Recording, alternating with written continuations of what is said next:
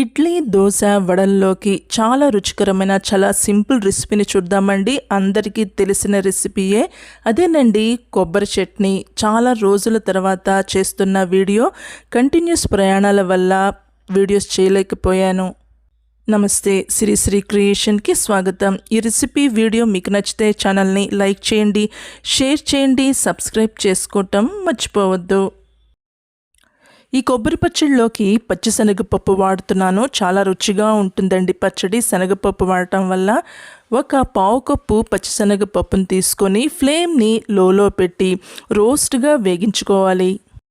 శనగపప్పు ఒక 80% వరకు వేగిన తర్వాత ఇందులోకి 7 పచ్చిమిరపకాయలు, 5 ఎండుమిరపకాయలను కలిపి ఫ్లేమ్ని లోలోనే ఉంచి పప్పు పూర్తిగా వేగేంత వరకు వేగించుకోవాలి.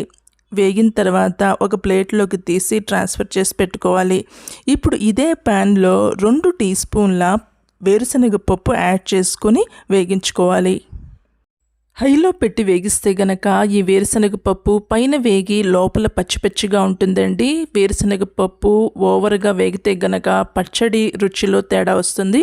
కాబట్టి మీడియంలో పెట్టి మధ్య మధ్యలో లోలో పెట్టుకుంటూ ఈ వేరుశనగ పప్పు లోపల వరకు వేగేంత వరకు వేగించుకోవాలి. వేరుశనగ పప్పు బాగా రోస్ట్గా వేగిపోయిన తర్వాత వీటిల్ని ఒక ప్లేట్లో వేసుకొని ట్రాన్స్ఫర్ చేసుకొని చల్లారిన తర్వాత గ్రైండ్ చేసుకోవాలి. ఇప్పుడు మిక్సీ జార్లో వేగించిన శనగపప్పుని, మిరపకాయల్ని వేసి వేరుశనగపప్పును కూడా వేసి బాగా మెత్తగా గ్రైండ్ చేయాలి. పౌడర్ లాగా బాగా మెత్తగా గ్రైండ్ చేసిన తర్వాత ఇందులోకి గ్రైండ్ చేసిన 1.5 కప్పుల కొబ్బరిని కలుపుకోవాలి. 1.5 కప్పుల కొబ్బరికి పావు కప్ పచ్చిశనగపప్పు, 2 టీ స్పూన్ల వేరుశనగపప్పుని యాడ్ చేశానండి. ఇప్పుడు ఇందులో 2 ఇంచుల చింతపండును వేసి తగినంత ఉప్పును వేసి ఈ కొబ్బరి శనగపప్పుని అన్నిటినీ మెత్తగా గ్రైండ్ చేసుకోవాలి. మధ్య మధ్యలో అవసరం మేరకు నీళ్లు పోసుకుంటూ ఇలాగా మెత్తగా గ్రైండ్ చేసుకోవాలి.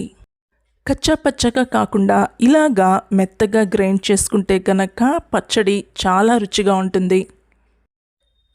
చాలా రుచిగా ఉంటుందండి ఈ పచ్చడి. చివరికి కరివేపాకుతో పోపు పెట్టుకుంటే గనక చాలా టేస్టీగా ఉంటుంది. ఇడ్లీ, దోశ, గారెల్లోకి ఈ పచ్చడి చాలా టేస్ట్గా ఉంటుంది. తప్పకుండా మీరు కూడా ట్రై చేయండి.